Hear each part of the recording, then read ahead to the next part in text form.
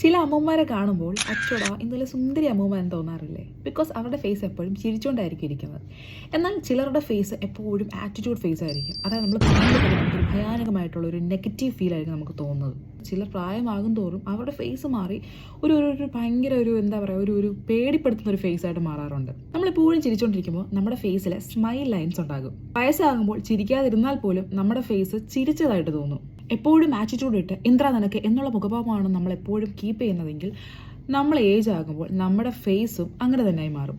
The remarkable life of skin എന്ന ബുക്കിൽ മോണ്ടി Lyman പറയുന്ന ഇതുപോലെ ഒരുപാട് നമുക്കറിയാത്ത സ്കിന്നിനെ പറ്റിയുള്ള കാര്യങ്ങളുണ്ട്. വേറൊരു എക്സാമ്പിൾ US ഫൈറ്റേഴ്സിനുണ്ടായ ഒരു സംഭവമാണ്. ബിൽഡിംഗ് കത്തിക്കൊണ്ടിരിക്കുന്ന സമയത്ത് എന്തോ തകരാറുണ്ടല്ലോ എന്നത് അവരുടെ സ്കിന്നിലാണ് ആദ്യം അനുഭവപ്പെട്ടത്.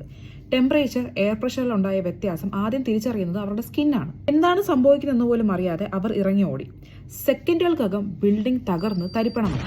സ്കിൻ എന്ന് പറയുന്നത് ആക്ച്വലി ഒരു പാസീവ് കവറിംഗ് അല്ല, നമ്മുടെ ഒരു ഔട്ടർ കവറിംഗ് മാത്രമല്ല സ്കിൻ. നമ്മുടെ സ്കിൻ ഒരു ആക്റ്റീവ് ഇന്റലിജന്റ് ഓർഗൻ ആണ്. ഇതുപോലെ നമ്മളൊരു ടാറ്റു ചെയ്യുമ്പോൾ നമ്മുടെ സ്കിന്നിനകത്ത് എന്തൊക്കെയാണ് സംഭവിക്കുന്നതും അതുപോലെ സ്കിന്നിനെ പറ്റിയുള്ള ഒരുപാട് കാര്യങ്ങൾ നമുക്ക് അറിയാത്ത ഒരുപാട് സീക്രട്സും കാര്യങ്ങളും എല്ലാം the remarkable life of the skin എന്ന ബുക്കിൽ മോണ്ടി ലൈമാൻ കൊടുത്തിട്ടുണ്ട്. അതുപോലെ നമുക്ക് സ്കിന്നിനെ പറ്റി ഒരുപാട് കാര്യങ്ങൾ അറിയാൻ ഈ ഒരു ബുക്ക് വായിച്ചാൽ മതി.